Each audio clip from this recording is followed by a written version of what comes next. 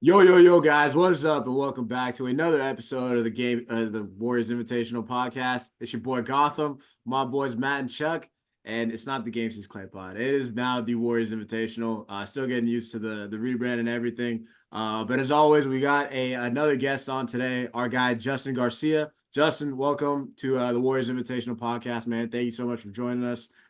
Justin is a host on the Locked On Bucks podcast network. Big basketball head, Bucks guy, and Justin, welcome, man. Thank you so much for taking the time. And how you doing today, man? Yeah, I'm doing good. Thanks for having me. Yeah, 100. man. Justin, if you don't mind, just real quick, man, your media journey, man. If you don't mind sharing that for a quick second, your background in media, Yeah. all that stuff, locked on, Ye- all that works. Yeah. So I went to school for a number of different things early on, trying to figure out what I wanted to do, but I always knew radio was this passion of mine. And it wasn't until like my junior year of college that I went down that path and just kind of sucked it up and realized it's not where the money is. So you'll have to sacrifice a lot of things, and took very entry level jobs. The first I've been at our flagship station in Milwaukee where the Bucks are broadcast. I've been there for close to 20 years now. I started as an intern a long time ago, going on 2 decades ago. And I got to cover sports, mostly the Brewers over the summer in that internship, and see more of the inner workings of radio, and really realized like, yeah, this is what I want to do. So I worked at stations in college. And after that, I ended up back at WTMJ as just a board op, the lowest level jobs you could get. Did that for a couple of years before I started to get some more opportunities. I was producing our daily sports talk show on that station for a couple of years. Then I got to do some on-air work, and eventually, after about 5 or so years of that, the Bucks created a job that is the job that I've held now for close, I think, 9 years. This will be for a studio host of just hosting the pregame and halftime and postgame. So I started doing that, and the job grew year after year, and eventually I do the analyst role on the radio too now. In addition to that, so whenever anybody asks me, it's a little different now with the landscape, things like this too, that podcasts were just like starting to come along when I was really getting into radio, that you didn't have that access to, not only get stuff out there, but most importantly, to just get reps. That a lot of times I would have to convince people that I worked with, like, let's record a fake show and a mock show, and let's work on this off the air and in our downtime, just to get those reps and get more familiar with hosting and things like that. So I just always tell people, at least for me, take whatever you can get and do your job. The old Bill Belichick motto of just do your job, do it well. And that's the best way to get more opportunities, to show like, hey, I showed I can do this. I would like to learn how to do this and this. And that's what worked for me. A lot of it is luck too, and building relationships and knowing the right people when things open up. That was certainly a big part of it. But just always look for more work was the big thing for me. Yeah, it worked out okay, man. You're Yeah. you're killing it. That's awesome, Justin. Um, Thanks for sharing that, man. That's Yeah, actually I mean that's a that's really great yeah, message to that send to anybody listening, man. yeah. Uh, well, Justin, the Bucks came into the season, and I would say an interesting spot. Some might say title favorites. Some said, what are they doing trading for Dame and all that good stuff, man. But you guys did trade for Dame. You traded like an all defensive stud and Drew Holiday to make it happen, more or less. Coming into the season, can you kind of break down expectations as you understood them as your best? And then where are the Bucks at now compared to maybe where the fan base is hoping, the team is hoping coming into the season? Well, expectations were obviously sky high, that it was not a good end to the season, to say the least, that you get the 1 seed and all the pressure that the Bucks put on themselves to get that, knowing what happened the year prior when they lost a game 7 in Boston, when they didn't have Chris Middleton. And they felt like every single person in the organization would have said after that, if we played game 7 at home, we feel like we would have won that series, even though the Bucks had a closeout chance at home in game 6 and didn't. They felt like that was a big part of it. So they put a lot of pressure to get the 1 seed. It obviously didn't work. Giannis suffered that setback, injury, if you want to say it. Giannis going down in game 1, he did return, but that's not the reason why they lost. There was a lot of issues that we saw ultimately leading to the firing of the coach, which I think a lot of us assumed when you lose to the 1 seed, this is probably coming, and it's been 5 years with this group too. So it was an interesting offseason because you approached it thinking, I don't know where we go from here, that it's an older team. You knew Chris Middleton and Brooke Lopez were free agents, and there was no real path for the Bucks to remain competitive without keeping those guys just due to their cap situation. It's not like you could let Chris walk and go sign somebody else. So you knew largely the group was going to come back as a whole, and it was just a question of, will the coach be here? What are we going to do differently? And how do you add some role players? When the Damian Lillard talks started to pick up, I think everybody around here in Milwaukee was like, man, Damian Lillard would be a great fit with Giannis. But it was kind of the same as we had gone through with Drew Holiday a couple of years prior, where you thought on paper, this makes a whole lot of sense. I just don't see in what world the Bucks have the assets to do this. And I found out about it through text messages of like Damian Lillard. In what world do the Bucks have the assets for that? And thinking like, yeah, I agree. I don't know what people are talking about. And then I see the news that the Bucks traded for Dame.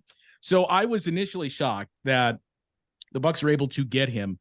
I think that's been one of the under the radar aspects of John Horst. When you look at all the moves he's made, he works in secret, especially after the Bogdanovich fiasco a couple of off seasons ago.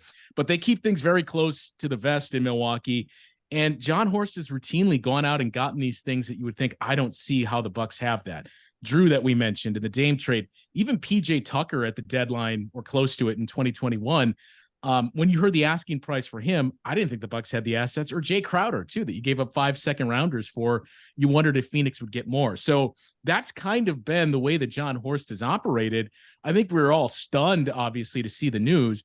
But my question, I guess I'd pin it back on you guys, is when we saw the news, I think a lot of Bucks fans rationalized it and felt like, yeah, this makes sense, that we probably went where we were going to go with this group and we needed a shakeup. And the big thing was the offense, that this was a horrendous offense in the playoffs. Even the year they won the title, they won because they had an elite defense and they just couldn't score in the half court. And that was really the biggest issue in that Celtics series, that you could come up with stops, but you got to be able to score. You can't win 0 to -2. And the Bucks would get these stops, but they just couldn't score on the other end. So I think we all kind of realized we need to change our approach. We need somebody that can score in the half court. We all understood what Drew brought defensively, and Drew was probably the second most beloved player on this team behind Giannis. So it was tough to give him up, but I think a lot of Bucks fans felt like this was the right move, that we needed to do this. And it was interesting seeing the perspective outside of Milwaukee, where it seemed like a lot of the take was initially, wow, what a pairing, but then what are the Bucks doing? So what was your guys' thought? Yeah, I was really interested to see how that worked too. And especially, like you said, obviously there's a major drop off in defense going from Drew Holiday to Damian Lillard.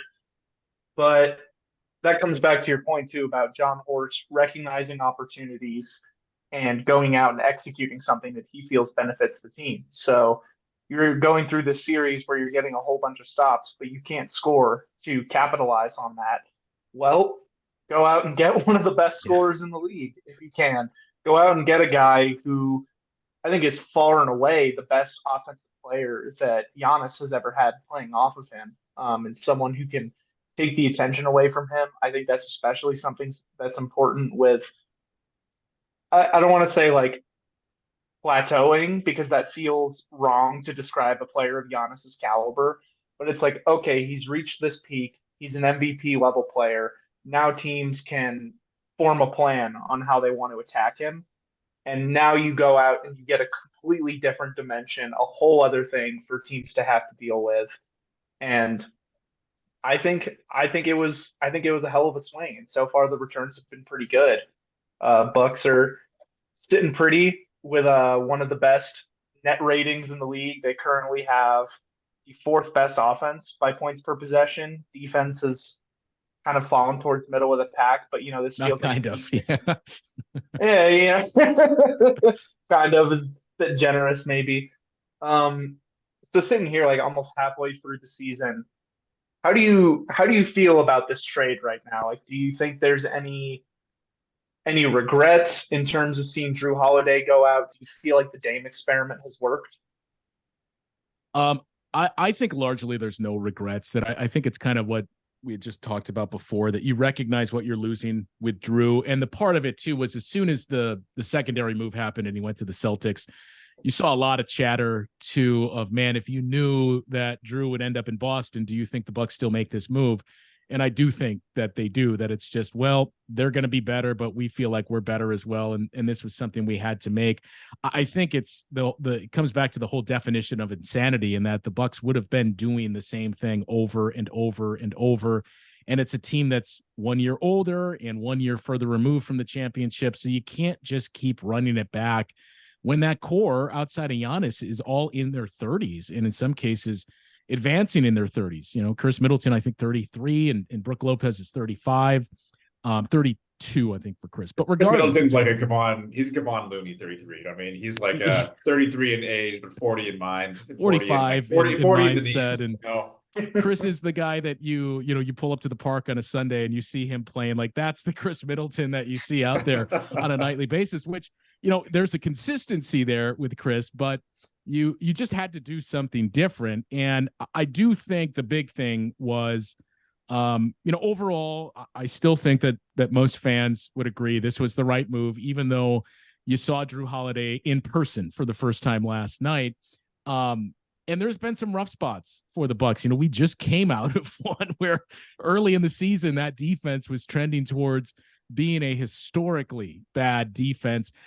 For a lot of numbers, we point back to November 3rd, because that is the first game the Bucks played where Adrian Griffin made the adjustment of, instead of playing Brook Lopez on the perimeter, maybe we should play him closer to the basket and in the drop defense. And from the moment, or from that game onward, the Bucks defense has been better. It hit a rough spot recently, but for a while, those numbers since November 3rd, they were much closer to a top 10 defense than a bottom 10. Right now, they're, I think, 15th at last I checked since that date, where the defense has basically been league average.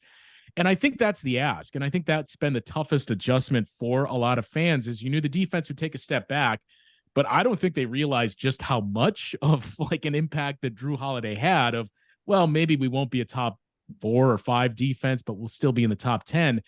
From the start of the season, my thought was, if you can somehow finish 12th, 13th defensively, like that should be the goal.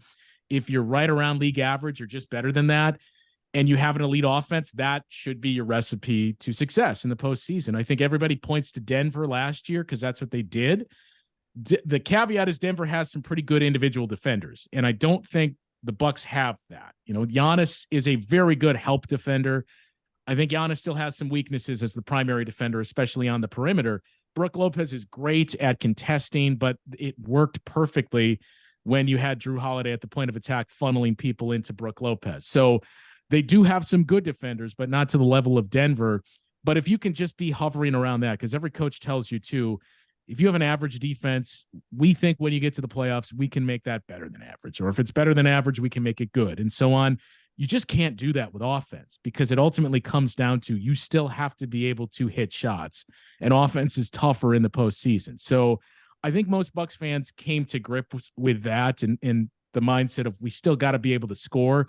So they're fine with it. And I think they've accepted this was the right move to make, but it's not to say it's been without any bumps throughout the season. Cause as we're seeing, it's still very much a work in progress on both sides of the balls. Damian Lillard's going through a lot of stuff off the court too.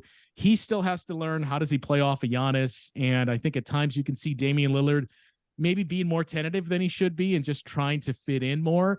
And the whole fact too, that it's not just Dame that has to learn a new coach and a new system and new teammates, but all of those teammates need to learn Dame. That I think the biggest thing you saw first couple of weeks in the season that you guys are used to with the Warriors is the Bucks have never had anybody that moves like Damian Lillard and moves off the ball when he doesn't have it. That's been an adjustment where he would give the ball up, reroute himself, get himself open, but nobody gets in the ball because they're not thinking to look for, well, I'm sure Damian Lillard's going to find himself back on the perimeter open. That wasn't there. And we've seen more of that recognition, and especially the chemistry between he and Giannis. So I think what Bucks fans have been frustrated by is defense has not been good. And Giannis has had to call that out a number of times. You hope what they did against the Celtics is a springboard to move forward. And Giannis spoke about that after the game too. But I think Bucks fans are kind of getting tired of hearing us constantly preach. This is going to take time, and it's going to be a process, because you don't just make this move and all of a sudden you click and you have that built-in chemistry and you're rolling. It takes some time to develop those things. Yeah, 100%. And at least from like you mentioned, just kind of outside looking in, that's been my like not a concern about the Bucks or whatever, but essentially is they, we've seen them be a great regular season team. You said it last year just with the 1 seed and falling apart against Miami. Same again in 2022 in that Celtics series. So with this move, how do you feel they stack up? The East has always kind of been a 3-4 horse race really in the last few years with the Celtics, you guys, the Heat, the Sixers in there, and your young teams like the Pacers now too. So how do you feel like you guys stack up, especially now with the defense taking a drop and defense being kind of a lot of championship teams calling card to really get over that hump? You guys did it in 21. So how do you guys feel that you stack up now after this whole move as this season starting to unfold? With the Celtics, the Heat, the Sixers, and throwing a team like Indiana, who you've also played, I think 4 or 5 times out this year too. No. Yeah, and who Bucks fans don't ever want to Yeah. see again. Even though Tyrese Halliburton is a Wisconsin kid, and Bucks fans loved him up until this season. It's a complicated answer, I guess, because I think you are better positioned, even with the step backwards defensively. You're better positioned to beat the Celtics in a series than you were a season ago. But I can't quite get there. And not to say that you won't, that this team is better positioned to move through the playoffs as a whole. You still need a reliable defense. It may come there. It's been a work in progress. I think the big thing too for the Bucks, and this isn't necessarily a cure-all that's going to fix everything, but they've been playing for 2 months without Jay Crowder. And Jay Crowder, the shame of it was he was fantastic to start the season. Did not have a good year last year. Obviously, part of that was he didn't play the first half of the year and everything that was going on in Phoenix. And it's one thing to be in shape versus being in game shape. And I think that was part of it for Jay. There was a bit of a falling out, too, between he and Mike Budenholzer, where he didn't necessarily agree with his usage. And I think a lot of fans wondered, is Jay Crowder going to return to the team? So when he chose to re-sign here, that was a big step for him and for the team, because it gave you one of the bodies and players that they need. Because I mentioned, as good as Brook Lopez has been, when he has that help and when that system is set up to funnel things to him, it's not to say that he doesn't have a place, because you're still going to need a guy like Brook Lopez against the Joel Embiid and even Nikola Jokic if you advance that far. But the way that the league has moved for the last decade plus, you need to be switchable, even at the 5, that it's much more pick and roll based versus just low post moves. And that's not Brook Lopez's strength. And we saw Adrian Griffin really hoping you could play him that way the first 4 or 5 games of the season. It's just not the way that you can play Brook. When the Bucks had Jay Crowder, and I know Bobby Portis can fill some of that role, but when they had Jay Crowder early in the season, that's what we saw a lot of. Their closing would be Giannis playing the 5 and Jay Crowder would play the 4. You could switch anything, basically, and that kind of helps offset some of the defensive issues you have on the perimeter with Damian Lillard and Malik Beasley. So when Jay Crowder went down, that really hampered them, where they had to play a lot of those minutes with Giannis and Brook together. And Bobby Portis had to step in there, and we've seen Bobby Portis have a very up and down season as well. So I think the return of Jay Crowder will help them find some consistency on the defense. But it's not going to fix everything. It's not going to take the Bucks from close, 19, 18, wherever they are overall. It's not going to take them from there to a 10th. They need that consistency from Jay Crowder, and they're going to need to make another move too to help shore up that perimeter. But overall, I do think, and Adrian Griffin has come under a lot of fire as a first-year head coach. He has maintained from day one that he does see some of those signs, and what he sees in practice, he does feel like this team is starting to figure some things out, and they're starting to get there, and he likes what he sees. It's just a matter of applying it in games. But that's, I think, the biggest thing Bucks fans are going to be curious to see moving forward is just, how do we fix this perimeter? Because the number one thing I'm sure we'll get to that I think most Bucks fans are bringing up is, does the starting lineup make sense? And I think that's one of the more interesting things of the summer is the Bucks got Malik Beasley on the veterans minimum, and he was a guy from, basically day one. You knew you had limited resources. Malik Beasley was a guy whose name kept coming up by a lot of fans of, man, if he could take the vet minimum, that would be a perfect fit for us. And it made a whole lot of sense when you had Drew Holiday and this defense that Adrian Griffin runs.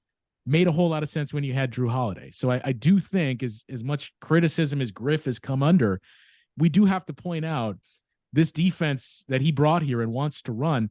He did that thinking he was going to have Drew Holiday up until 1 week before training camp. Now he has to make adjustments, but that was the vision here. And that was the reason for Malik Beasley starting is we got Drew's defense. We got this guy that can knock down shots.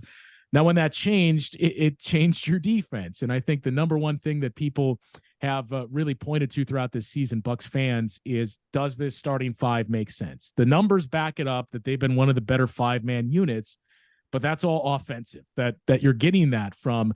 So I think it's moved towards, do we maybe bring Malik Beasley off the bench? Because the Bucks bench has been brutal this season. It gives your second unit some consistent scoring, and it gives Damian Lillard some help on the perimeter. If you just find a fifth guy that all you're asking him to do is defend and knock down open shots, because you shouldn't need offense in that spot with Dame and Giannis and Chris Middleton as the third option, and even Brook Lopez, who can still put up 20 a game.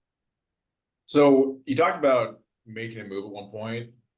Where are you at right now in trade season? So you mentioned needing some perimeter defense. You guys, that's been a weird place for the Bucks for a long time, right? Pat Connaughton has kind of been this weird, like, best two-way option in a lot of ways in the wing, which has been a strange thing for you guys to go through, I'd imagine. Are there targets right now the Bucks are looking at? I've seen Marcus Smart tossed around here and there.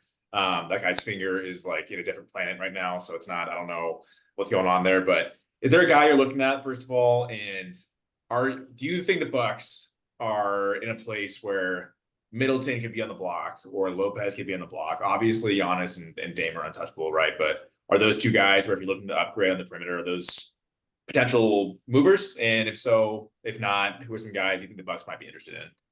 So the funny part is the two names that have come up the most with Bucks fans are, I would say 90% unattainable. And that is number one, Alex Caruso, who would make a ton of sense. Oh, he'd be perfect, man. That's trade talk in general, by the way. It's all yeah. Every team wants Alex Caruso, and he would make sense for just about every team, especially the Bucks.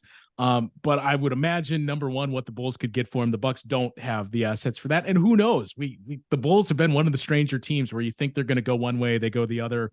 They're playing much better now. Marcus Smart was another name that's come up quite a bit.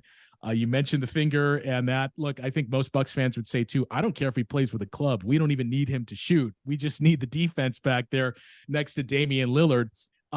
Dorian Finney-Smith is another name that's come up. Really, any of the wings for the Brooklyn Nets would make a whole lot of sense for the Bucks. But I think that's really where you have to shift your attention, is to that type of player. I do think the Bucks are going to do something because, your window, as you guys know and have experienced, your window stays open for only so long. And especially as this roster is getting older, Giannis is still in his prime, but Giannis is the youngest of that group there. So that's the interesting part that they're in right now. And also, day one of the offseason is when the second apron kicks in. So they can't aggregate some of those deals. You couldn't take a Pat Connaughton and somebody else and trade it for something. You can't sign any buyout players. You limit the amount of money that you can bring back in trade. So the trade deadline is probably the Bucks' last chance to really do anything impactful for maybe 6 or 7 years, because all those first-round picks are gone until 2030. So I do think they're going to be active for that reason, and the fact that you recognize this is a team that, as long as you got Giannis and Damian Lillard, you have a chance to go far and be a championship level team. You got to do something. John Horst, as we mentioned at the top, has always been finding these creative ways to land guys. Even Niko Mirotic 5 or 6 years ago, the way that they got him didn't work out, but that was another guy that you thought, man, how did the Bucks pull that off? So I do think they're going to do something. The names that you mentioned too of are they untouchable? I haven't heard anything. I would assume no, that, the way that we saw and the way that they moved in silence to move Drew Holiday, who is such a core piece too. I don't think anybody is really untouchable per se outside of Giannis and Damian Lillard. The question though is, what is the value that those two guys would bring back, and who are the teams that would be looking for that? Obviously a team that's more on the fringe of, we need somebody to help set our culture and we think we can get into the postseason. But I just think it's going to probably be more of a, I don't know if you'd use a B level, but that type of player that's more of a role player, bench player that you're bringing in just to help fortify your defense, and maybe taking a step back offensively, knowing we still feel like we're in a good spot because we have Dame, who's going to help us immensely in the half court. We got Giannis, who's had incredible spacing this year because of Damian Lillard. And, Chris Middleton, he's not going to be the guy that he was. And I think it's similar to what you guys are experiencing with Clay. He's never going to be that guy defensively. Again, the assets that he brings are his defensive IQ and his size. The lateral quickness and mobility is no longer there, but Chris Middleton is still shown that he is a walking bucket on the offensive end.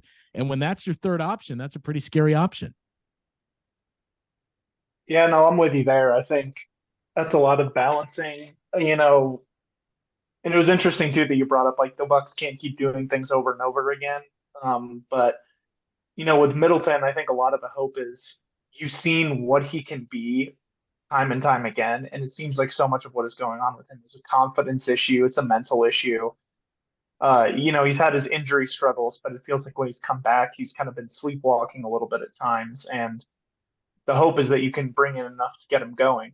And, hopefully some trade acquisitions that they could make would be enough to spark that, because he really is the perfect third option. If you're working this constant two-man game between Dame and Giannis and you have an outlet when the defense has been pressured like Chris Middleton, that is what's going to get it done come playoff time. And real quick, Chris has been interesting because I do think the majority of Bucks fans love him. But he's been very polarizing through his years in Milwaukee. 2021 changed a lot of that because the Bucks don't win a title without Chris Middleton. That was kind of the elephant in the room of, Chris hit the biggest shots of that playoff run. He hit the game winner in game 1 against the Heat. He had a 40-point game in the finals against the Suns. He had a 20-point fourth quarter against the Hawks when Giannis was down. He basically hit the game winner in game 7 against the Nets. So Chris was really, Giannis gets the attention, but Chris was their most consistent guy in that 2021 playoff run. But some of the things you mentioned of how he can appear like he's sleepwalking, that's just Chris in the way that he moves and he comes across. That I think that's what's kind of irked a lot of Bucks fans, that he just has this reputation of a slow moving guy that turns the ball over when it's not entirely true. It's just the optics of Chris Middleton. Some might call him the Batman to Giannis Robin. At least one, yeah. Yeah, one guy. So on that note too, with a lot of the Middleton struggles, there's just been a lot going on with this team, despite being as good as they are. Bit of a two-parter here. What has gotten the fan base super excited, super passionate? And on the other side of that, what has the fan base in hell right now? So the first one is the easy one. And it's like an annual experiment where whenever the Bucks get a young player, because of where they're drafting every year, Bucks fans, like, that is their new project, that they love him. For a while, it was DJ Wilson. Obviously, that didn't work out. Then it was Dante DiVincenzo. I think anybody will tell you that was probably not a great trade to bring in Serge Ibaka for Dante DiVincenzo. Last year it was Marjan Beauchamp, and we didn't see a whole lot of him, but you saw some flashes where you thought, okay. I think the interesting thing was when the Bucks drafted him, they thought he was going to be able to, a guy that was going to be able to defend 1 through 4, and they thought he can defend up pretty well, and he can stick with perimeter guys. We saw he did a much better job defending point guards and 2 guards a season ago and sticking with them, and struggled against bigs. This year he put on, I think he said about 10 to 15 pounds of muscle. He's kind of struggled with keeping up with guys in the backcourt, and he's been okay with 3s and 4s. But Andre Jackson Jr. is the guy that has supplanted him, as he is the number 1 cult hero in Milwaukee now, that every time Bucks fans see him, there's calls for why isn't he playing more. When I mentioned the whole should Malik Beasley be starting, Andre Jackson Jr. is the guy that Bucks fans want to start, because he plays much differently than anybody on this roster. He is never looking to shoot. He is always out there making hustle plays. I've seen a few times during games where we've spotlighted. He does these things that you would expect to see from a veteran, which should fit in nicely with this team.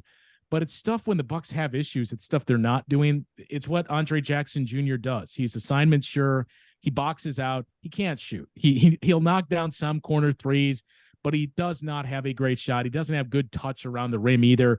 And we've seen at times when he's the guy that's on the floor in place of Malik Beasley, you'll see defenses say, oh, that's not Malik. We can totally sag off of him. And that changes it. but he just brings so much with his defensive intensity. I don't know if it's a great comp, but he's gotten the comparisons to Thanasis with how he plays with that edge when he's on the floor and the motor that he has. But those little things from the years at UConn and playing a national championship game, that he's the guy that's setting screens, that's looking to box out on rebounds, that's cutting off the lane, that's moving the ball up the floor. And I think the things that you notice the most in transition is, as again, this has been an old team. We think about Giannis and why isn't this Bucks team so good in transition? Because they haven't been. Is what you notice is Giannis will look to push it if he has guys that are running with him. That's not really Chris and Brooke anymore. That's not Dame to a lesser extent now. Andre Jackson Jr. and Marjon Beauchamp are the two guys on this roster that are beating Giannis down the floor. And I think in those minutes when those three are on the floor, that's when the Bucks transition has been at their best, and even catches Giannis off guard at times of, oh man, like these guys are already down there and looking to run. So Andre Jackson Jr., clearly the guy that outside of Dame and Giannis, Bucks fans absolutely love and get most excited for. On the flip side, it's been interesting because there's been a number of guys that have caught a lot of arrows throughout the course of this season. Bobby Portis has been inconsistent, and at times you'll see him draw the ire of fans. But I think the big one, it started to turn around, is Malik Beasley has trended towards that, where early in the season, there was a lot of Bucks fans that would point to the 3-point shooting, and he's been great there, shooting close to 50%. But we've seen a lot of moments defensively too, where Malik Beasley has not been in the right spot, and it's led to some buckets. The Bucks, just earlier this week, fell down 33 to the Jazz, down 31 at halftime. They made a charge in the third quarter and eventually got it to 7 in the fourth. Malik Beasley re-entered the game, and the Jazz just ran pick and rolls and scored on 3 straight possessions on Malik Beasley's man. So that's been the guy that I think it's started to shift towards that of, we recognize the good that he's bringing with the shot, but defensively, we're seeing a lot of issues there. Beasley has the fans in hell. That's tough. Yeah, so I mean, I guess on that note, like, who on the flip side, who's that kind of good vibes guy for you guys? Like, I feel like every team kind of has one that other fan base may not know of. Dante for us, Pajemski probably, right? Yeah, like another Wisconsin kid, yeah. There he is. Wisconsin kid, like DiVincenzo last year when he was here with us. So who's that guy for you guys right now? Well, and by the way, I mean, it's uncanny the connections to Wisconsin for the Warriors. You mentioned Dante, Kevon Looney, Jordan Poole, Patrick Baldwin Jr. too, as long as that lasted. So. And Pajemski is another one that I know, especially in this part of the state where he's from, a lot of fans around here. I think Andre Jackson Jr. still feels part of that because he has been the revelation for the Bucks this season, which when I tell you that and you look at his numbers, you'd think, really, this guy, like statistically, but it's just the way that he plays, I think, that excites Bucks fans more than anything. And look, the other part is, I think the Bucks have 3 promising, in terms of their potential to be role players, not stars, but 3 promising young guys in Andre Jackson, in Marjon, and it's been an up and down year for Marjon, and Chris Livingston out of Kentucky. We saw him get extended minutes against the Jazz earlier this week. He's the guy that of the 3 of them has the prototypical wing defender body and frame, so you can see a lot of things that would work there. The problem is, these are 3 guys that you just wish the Bucks would have drafted 3 years ago. So right now they're coming into, we can trust these guys and we can throw them out there. Because I think that's been the difficult thing for most Bucks fans to accept and realize is you do see nice flashes from Marjon and from Andre Jackson Jr., but it's still a second-year player and a rookie that have basically no playoff experience. You're not going to drop them in big moments of the postseason and say, well, this guy will take it from here. So that's the level set that you have. But in terms of the rest of the good vibes, is part of it is Andre, but honestly, Thanasis is the number 1 fan favorite here outside of Giannis, just because of the motor that he brings. And I think Bucks fans recognize too, look, the effort at times is reckless. Like last night, we saw Thanasis in the blowout, and the flop. he's doing everything he can. Trying to get lobs, asking Adrian Griffin to challenge a play that he's called for a foul on when the Bucks are up 35. So he's the guy that as soon as Thanasis enters the game, the crowd just goes nuts. Yeah, that's awesome. That's awesome. Fantastic, man. So you're obviously like you know this team inside and out. You've been following the team for years. This team right now, they got one former Bucks role player on this roster from the last, we'll say, 2000s. Okay. Yeah. Who are you summoning to the Bucks? So I think if you would have asked like 2 weeks ago, most Bucks fans we're kind of caught in that trap right now, would have said PJ Tucker. That's the chatter too of, man, PJ's unhappy with the Clippers. Can we bring him back here? I think honestly, the guy that I would say for former Bucks role players, if I could bring him back, that would make a whole lot of sense on this team is probably Dante DiVincenzo, because you can pair him next to Damian Lillard. He can take on those assignments. And look, Dante, the unfortunate part was the way the roster was constructed when he was here. He makes a whole lot more sense now than he did the years that the Bucks had him, because you needed Dante DiVincenzo to give you some type of scoring, that you would run through these stretches where Drew didn't have his shot or Chris didn't have his shot, and you needed more from Dante. And as you guys experienced, he can do that, but he's very streaky. And you just needed that consistency from him at the time where that Bucks team wasn't built to be an offensive juggernaut. And now when you look at this would have been the perfect scenario for Dante of whatever you give us, great. We just need you to really make those hustle plays, play in transition, and take on the tougher assignments out there in the backcourt. He's one of those guys that, like, especially this year more so than last year. Last year with the Warriors, I think he was getting his bearings in a lot of ways still, coming off the ankle and whatnot. But he was a fan favorite last year. The guy was a hustler. Like, he was an absolute dog out there.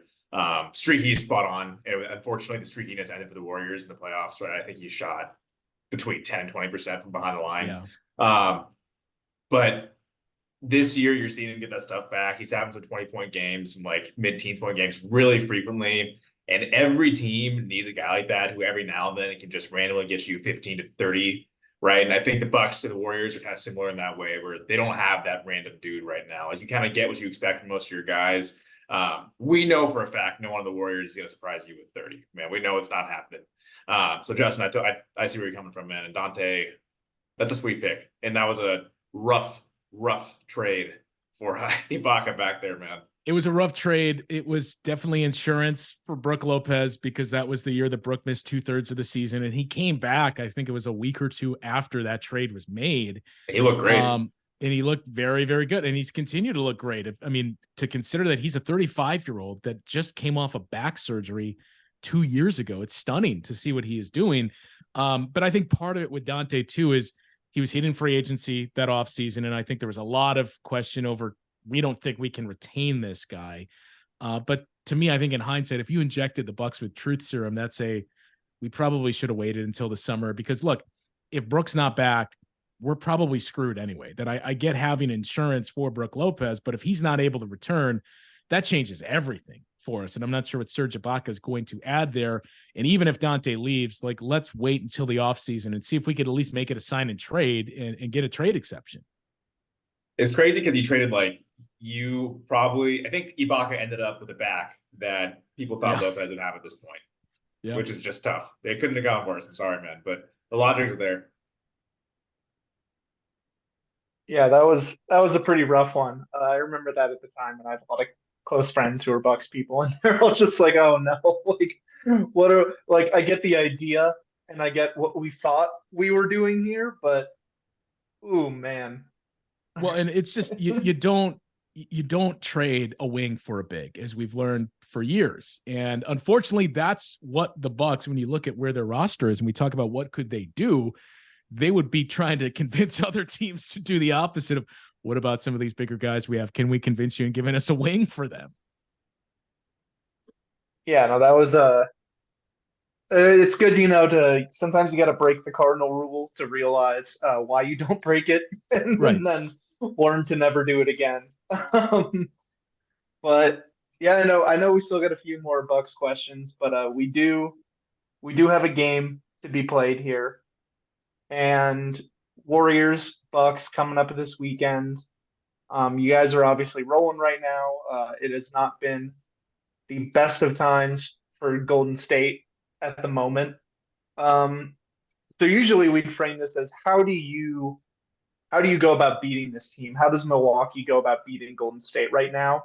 But I feel like the better question to ask is, how do you guys lose this one? Because this is a game that, from the outside, Milwaukee should absolutely win. So, what do you think would have to go wrong? So most of the games this season, when the Bucks have lost, it has come down to the same handful of things that we point to routinely. Number one, the defense and any breakdowns that they'll have there. And it doesn't matter the struggles that you're going through. If you can shoot and if you move and find ways to exploit the defense, you can find some openings if this group is not connected, because we've seen a lot of confusion early in the season defensively and in running a new scheme and system. And we've seen the Bucks tinker with zone at times. It's actually been effective for them when they have run it. But when they switch off of it and get back to more switching, switching is just something that takes time. And especially with that set group of personnel, you have to know where the next guy is going to move or trust that he is going to pick up that assignment. And we've seen a lot of those breakdowns and confusion for the Bucks, leading to some open looks. So that's part of it. And I think that's what would concern Bucks fans the most about going up against Steph Curry. And even if Klay Thompson is struggling, still his shooting ability and a guy like that. The other things are, this team, when they lose, usually more often than not, they are getting hammered on the glass. That's really been the most surprising thing about the Bucks. They went from, for 5 years under Mike Budenholzer, being one of the best in the top 5 rebounding teams in terms of the rebounding rate and defensive rebounding. Offensive rebounding was always up and down. Sometimes their focus would be, let's get back in transition. There was a year or two where they put an emphasis on crashing the glass, and they were right around 15th in the league. But this year they've been brutal in terms of their rebounding. It's gotten better of late, but when they lose, they're getting hammered on the glass, and teams are getting second chance points and just destroying them. The Jazz at one point had, I think it was a 46% offensive rebounding rate for 3/4 of that game against the Bucks on Monday. And part of that is it starts with the defense, that they're still pressuring very far away from the basket. And that's led to a lot of blow-bys and getting into the lane.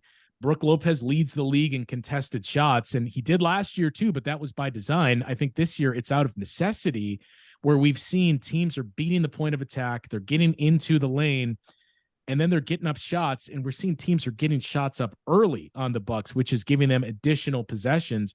Bucks are giving up the most shot attempts per game in the league. So you're beating the point of attack, you're getting into the lane, and when Brook Lopez steps out to contest there, part of it has been just not being assignment sure, and the other part of it is 2 or 3 guys on the team are that far away from the basket. They're getting hammered on offensive rebounds and second chance points and points in the paint. I think it's 6 times already this season that an opponent has scored 60 or more. We've had 4 or 5 games where the opponent scored 70 points in the paint. So that's been a major issue for the Bucks.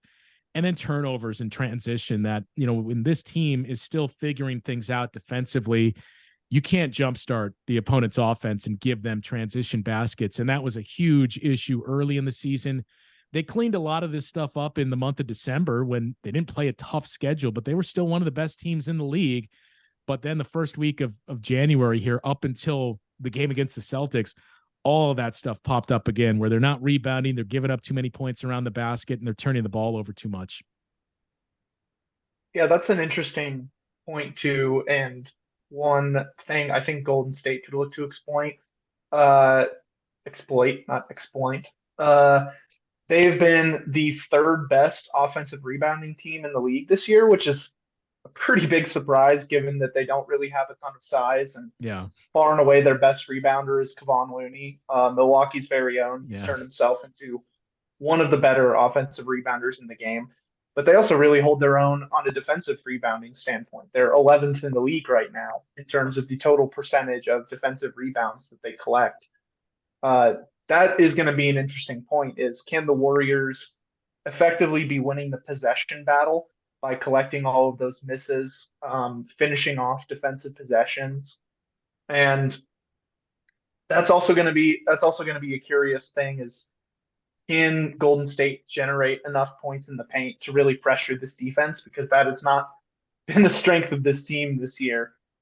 They do not have guys who are effective rollers to the rim, or like guys who can slip a dribble handoff and get themselves to the rim, other than Trace Jackson Davis. And looks like, I mean, maybe he starts this one, but I think they'll probably go with Looney, and Looney has not been an effective paint guy. And with the pressure that they have on Steph and Clay, obviously Clay's not really much of a rim pressure kind of guy, but I Steph can is guarantee you, or Steve Kerr is not starting Trace Jackson Davis against Giannis. I can tell no, you right now. He's that's not going to happen. Look, there was hope in my voice, but reason has trumped over that hope. fruitless, man. Fruitless. It's funny you bring it up. Um, Obviously, like the Warriors have struggled this year, and that it's been well documented in terms of is this the end of the run, whatever. But that game against the Celtics that we had a couple weeks ago was one that really gave us a lot of hope in terms of what this team can be and the floor of this team compared to what they can reach, and playing a team like the Bucks as well. It sounds like turnovers can be an issue and that can be exploited, and that's something the Warriors do a lot of as well. So. From your side, just looking outside in, what's your take on this Warriors team? Obviously, there's been a lot of talks of moves to be made, guys that are on the block. I think there's a report yesterday that was like everybody except Steph Curry is on the Yeah. table. So just want to get your thoughts as one champion in this decade to another. Seeing how this team can kind of get back to maximizing what's left with Steph Curry's time in the NBA or in the Warriors uniform. What's your thoughts on the state of this Warriors team right now? Justin, I are mean, you it's guys interesting. walking into this? Are you guys walking into this game looking at just meat on the grill, ready to eat? Is No, that what's happening? no. Okay. I think any Bucks fan would tell you they were stunned, or most Bucks fans, I would say, they were stunned what happened against the Celtics, because that was, you hope, the low point of the season after what happened against the Jazz on Monday, and the way the Bucks played to start the new year. Basically, that you had a very disappointing loss at home to the Pacers on New Year's Day, and then just looked horrendous against the Pacers again 2 days later. They beat the Spurs in the Giannis versus Wemby matchup, but that was a lot closer than it should have been. A very bad loss in Houston to the Rockets. So the Bucks could have very easily been 0-5 to start the year. And then that disaster against the Jazz, where again, I think it was the third or fourth time this season we've heard Giannis call out his teammates and even coaching of everything that needs to be better on this team. He did it after the Rockets game too. And that was the performance that you showed against the Jazz, which I think raised a lot of eyebrows after Giannis was that vocal. That's how you come out there. So I think Bucks fans were assuming, man, we may be dead in the water against this Celtics team if this is the way we're playing. But even after that win, as impressive as it was, and as many things as we just touched on the Bucks struggle with, and they did those well against the Celtics, you still leave the game saying, okay, but I still have to see this again, because we've had stretches where the Bucks will have a game like this, and then they'll start to plateau a little bit, and then they pop up into another one of those poor stretches of play. So as good as that win was against the Celtics, it doesn't mean anything if you go 0-2 this weekend with the Warriors Saturday and the Kings on Sunday, or even 1-1. It doesn't look convincing. So I don't think Bucks fans are coming into this thinking we've turned the corner and now we got the Warriors, so here comes another win. I think it's still a little bit of hesitation of starting to feel better, but I need to see this against the Warriors to really get there. So it's really crazy to me, just the disparity between the Bucks record and how they're described right now. It's like the flaws and whatnot are like, I'm not going to say glaring, but they're apparent, right? And it They're very always clear. just staggering to me. Yeah. Yeah, they're like, you can see what's going on, and there's obvious issues. The one thing the Bucks have, I think, over almost every team in the East, if not every team in the East, is every time you get on the floor, you have the best player. Almost certainly, like I think Embiid's maybe the closest thing, right? Yeah. Before Justin, you get you out of here, man, I want to hit you with some rapid fire questions if you're cool with it. Yeah. Some are goofy, some are just easy ones. Justin, it's Dubs Warriors on Saturday. Final score, go. Oh man. I mean, we've seen the Bucks scoring 130 plus a lot, especially lately. So I'm going to say 128-117 Bucks. Justin, if the Warriors only give up 128 points to Giannis in transition basketball team, I'll be thrilled. That sounds great. You're taking the Bucks, great. High score of the game. I'll say Damian Lillard. He had a rough stretch. He he took off the game he was out the game against the Jazz, dealing with some personal issues with everything that's going on off the court. He looked very good against the Celtics. He hit his first 3 shots of the game. And when that happens, like when Dame hits his first shot is when you know, okay, he's going to have a good one here, because we've seen a lot of up and down play.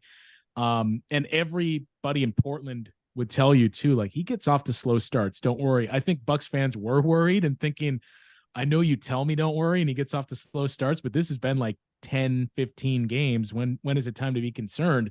And it was right around that point where he just took off and he started to look a lot more like the guy Bucks fans expected they would get. Part of that too was right around that stretch, Giannis missed his only game of the season, which is the other crazy thing about this season for all of these teams. Giannis has missed 1 game so far this season. Dame has missed 3, and only 2 of those were due to an injury. And it's not just the Bucks. A lot of teams have had that. Stars are playing more, except for Joel Embiid, but stars are playing more this season. But Giannis missed that game, and it seemed like when that happened, it was 2 games after that Dame missed a game. That those happening so close to each other, it really seemed like that's what kicked the Bucks offense into gear, where Dame got that chance to say, well, here's how I used to play in Portland, where I'm running things, and here's how we should do this. When he was out, Giannis did the same.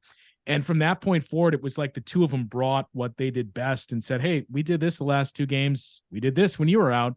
Let's figure out how to meld these things. So he's been much more consistent. And the way he played against the Celtics, he looked really good. And I think too, he just kind of needed some time away, and he was going through some shooting struggles in the midst of all of that. And I think it's clear to see why, that it does seem like that was the time away he needed, that maybe he's re-energized. And I think Damian Lillard will be the guy. Plus, he is going to be up for the Damian Lillard versus Steph Curry matchup. Well, you're also in luck, because if Dame's torching the Celtics guards, I'm not feeling too good about the Warriors going into that game. We can't stop anything right now, so they might go for 50. So it could be. But Steph also gets up with those, so I appreciate the you're gonna rile up some Warriors fans with that answer, man. That was a fun way to do that. Similarly, Justin, most 3-pointers made by a player. Who are you going with? For the Bucks or in the game period? In the game, my guy. I still would say Steph. Like, but, you guys haven't seen our perimeter defense. Like, hey, we've seen a little bit. We've seen ours a lot. Best time. It's been the best time for it to happen, man. Steph's in a not generational slump, but it's been Christmas. I've seen that, but nothing cures slumps like sometimes the way we play defense. Hey, we'll take it, man. Anything comes right now. That'd be awesome. Non-star impact player of the game. Either way. Ooh. You know, I think the obvious would be Kevon Looney, but if that's the case, it is bad news for the Bucks for all the reasons we explained before. So I hope that's not the case, but that would be the guy that it would seem on paper would have the biggest chance to make a big impact. I love that. And again, man, you're earning some good graces here and there. Finally, I got one more for you. Biggest threat in the Eastern Conference of the Bucks. So, look, I'll preface this. The Celtics are clearly the best team in the league right now. I don't think anybody can dispute that. And I get it's the same thing that we talked about with the Bucks. I get why they made those changes, that when you see the regular season, the way they've added a new wrinkle with Kristaps Porzingis, it makes sense that they're still going to be a 3-point shooting team, but they at least have more ways to get buckets and run things through the post with him and have a true rim protector now. I think anybody from Dallas or New York or Washington would tell you, I need to see it in the playoffs and I need to see it consistently. And it's a Celtics team that doesn't have the greatest history of playing in those clutch moments and closing games out. To me, Philadelphia still very much worries me, because Joel Embiid, as much as Bucks fans don't want to hear it, has been the best player in the league this season. The way that they have won these games too, where I think Bucks fans push back a lot on why aren't we getting respect of a lot of people, which at times is fair. Philadelphia was the darlings early because they played almost an identical schedule to the Bucks in terms of opponent win percentage. Not difficult, but Philadelphia was blowing those teams out. And the Bucks early in the season, they had all these clutch wins, and they finally started to get wins that were more, not blowouts, but at least comfortable. But Philly's blowing teams out. Joel Embiid looks incredible. Tyrese Maxey took a big step forward. Nick Nurse is a very good coach, and they're going to have the edge there in a lot of matchups they're in. And that trade, the James Harden deal, it gave them a lot more assets that they can go get something. So depending on what that is, That's what concerns me the most. And we were just talking about it last night with some people from Boston of, I think a lot of people breathed a big sigh of relief when OG Anunoby went to the Knicks and not the Sixers. Because if that's the case, that's terrifying to give that defense to those two offensive players. So to me, if you told me it's not the Celtics, the Sixers are still the one team that I would say, unless they don't do anything at the trade deadline, I am very concerned about what they could potentially be in the second half. And then I gotta say, I'm shocked you did not say the Miami Heat.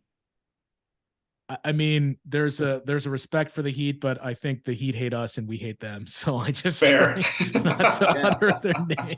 And then kind of just building off that real quick. You brought up earlier with the games against the Pacers. Is that a team that you see that like a young team that can kind of give you guys some trouble? And in a 7-game series, you never know. Obviously, I think that'd still take you guys if it was a playoff series. But so that's interesting. Played them pretty tough. Malik Beasley talked about it with Chris Haynes the other day and said they hope they get them and that they'll be a much different team and ready for them. I think the only thing, look, we say it a lot with young teams too, that you got to go through the playoffs first. You don't just enter the playoffs and then win. Like you guys were the closest of what you get, the conference finals, I think, when Mark Jackson was fired and then Steve Kerr came in. For us, same thing. We got to the conference finals. That was Bud's first year, but that was the first year really for that group experiencing winning. It takes time and it takes going through the postseason. So that would be one knock of sorts on the Pacers. They're constructed to score a lot of points, and you do wonder how much does that slow down in the postseason. And their defense has even more flaws than the Bucks defense that we talked about. But the whole Rick Carlisle angle is, Adrian Griffin's still a first-year head coach and doesn't have that postseason experience wearing the whistle. And those are the types of matchups where you still feel like the Bucks should win this series, but the X factor could be Rick Carlisle going up against an inexperienced coach. It's gonna be a fun one, man. I'm curious to hear just real quick, how real is that animosity? Oh, it is very real. Especially within the organization that it's interesting because I think the Bucks were a little put off by how into it the Pacers were and the in-season tournament. Not to say the Bucks weren't trying to win, but look, Damian Lillard said all the right things when when Tyrese Halliburton pointed at his wrist and did the Dame time to close out the game. But I know that did not sit well with the team. The whole ball game thing too. I think a lot more was made out of that. It was blown up a little bit, but also, I mean, look, the Pacers were complaining that the Bucks were kind of running up the score. It was a 20-point game. The Bucks pulled their starters, and within 2 minutes, the Pacers got it down to 10 with about 2.5 minutes left. So what are the Bucks supposed to do? Just ask Rick Carlisle, hey, please stop trying to win the game when we have our bench in. Like, we won't put our starters in if you guys stop trying. So there was that. And then I think just being witness to some of the stuff that was unfolding from our broadcast booth and being able to look down on it, there was some very petty actions made by, I think, both teams, but especially the Pacers. So I think that animosity is very real. Well, they hired a real life martial artist to be on the day bench, after that game, just in case things happen, man. Yeah. Get rowdy, James Johnson. Justin, we have one last just goofy question for you, man. So I want you to imagine this kind of weird scenario, Justin. Okay, you are approached by a demon of some kind. Okay, this demon says to you, Justin, I'm going to wipe one of two things from happening on planet Earth. Okay, the first option that I can wipe off is the Bucks 21 title. Okay, the second option, Justin, you need to rid yourself of one of your favorite memories ever. Okay, what is the memory? What's the best memory you're willing to trade to this demon so that the Bucks keep that 21 title? So I saw this question earlier and was immediately thinking, like, man, how would I answer this? I could couch it and say I was fortunate enough to be there for the title and like firsthand. Like we did a digital show for the Bucks through their app and Bucks.com with myself and someone who's now the Bucks sideline reporter, Melanie Ricks. The two of us hosted this show in the arena that we did. and got a lot of access to players and other people on the team, and interviewed players before the game. And then I would do the radio broadcast job as well. I got to be a part of the parade. So I could couch it and say, I'll trade that memory to keep the title, because I can still keep That's that fair, memory. man. That's tough. Yeah, that's tough. But I mean, those memories to me are even more precious than like going through the championship itself. I would probably take some memories from my days with friends in college when I was first getting into radio, and some of the stuff that went on at a very, very small radio station that I worked for.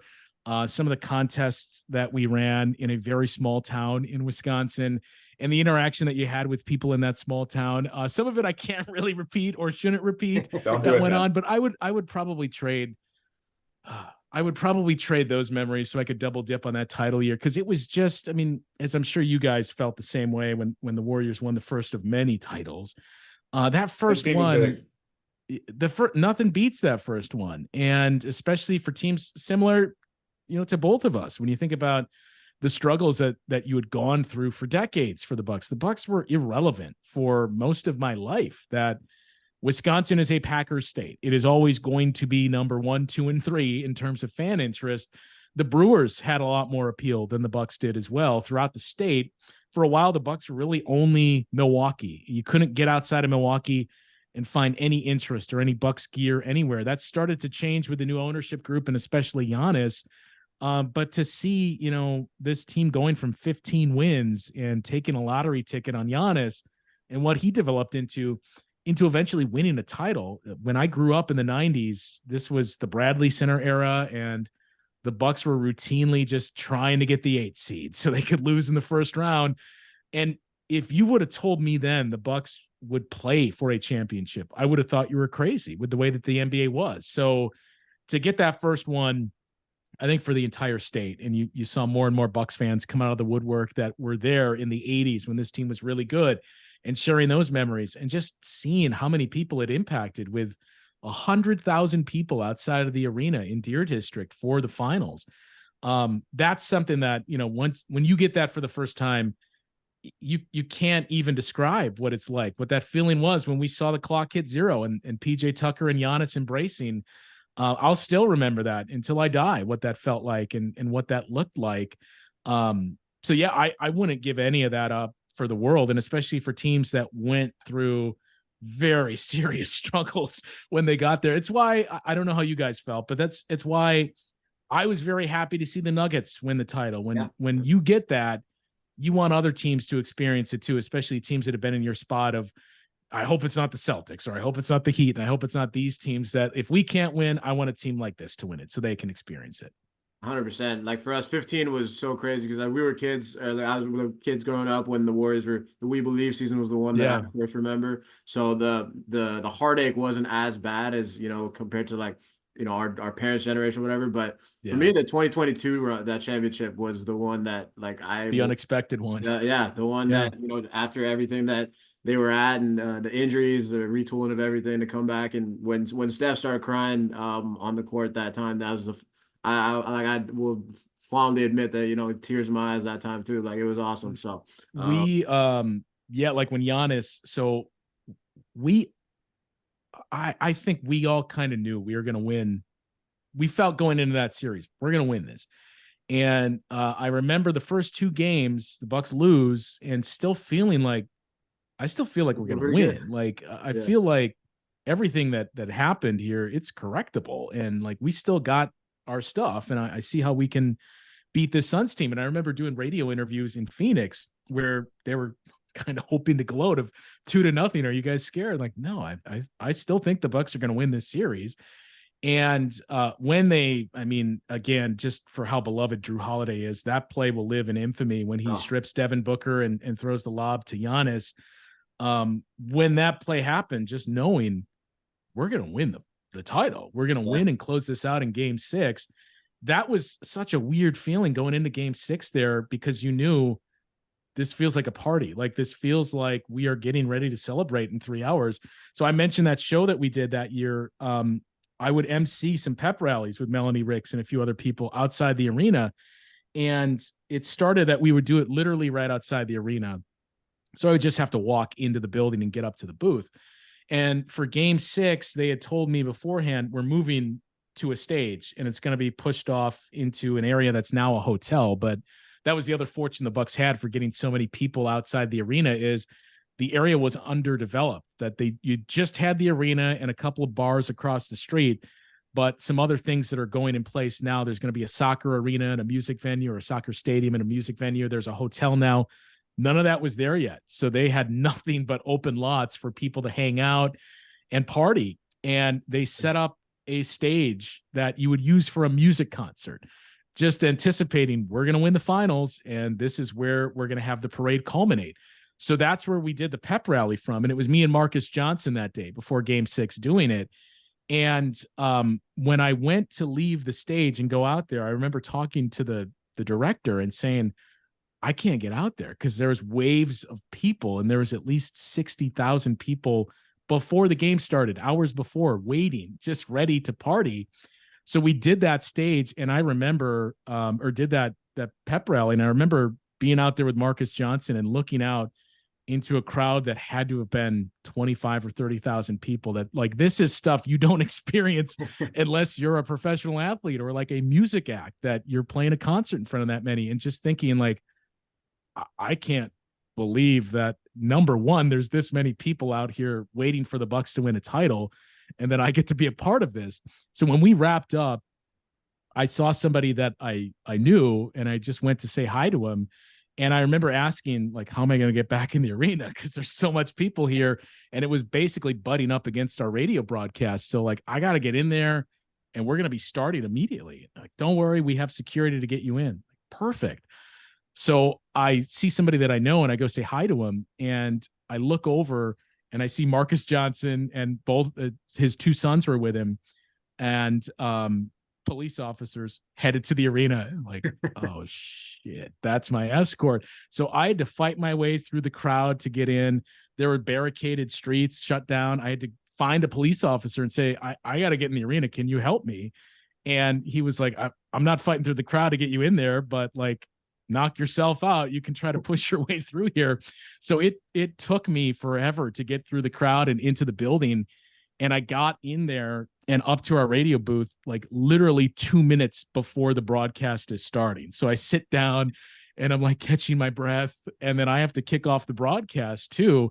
So it just started a weird day, but that whole game, that whole vibe was like, nobody had any lack of confidence. Every single person thought, we're going to win the title. It's just a matter of, like, looking at your watch of, okay, it's going to be 2 hours from now that we're going to be celebrating.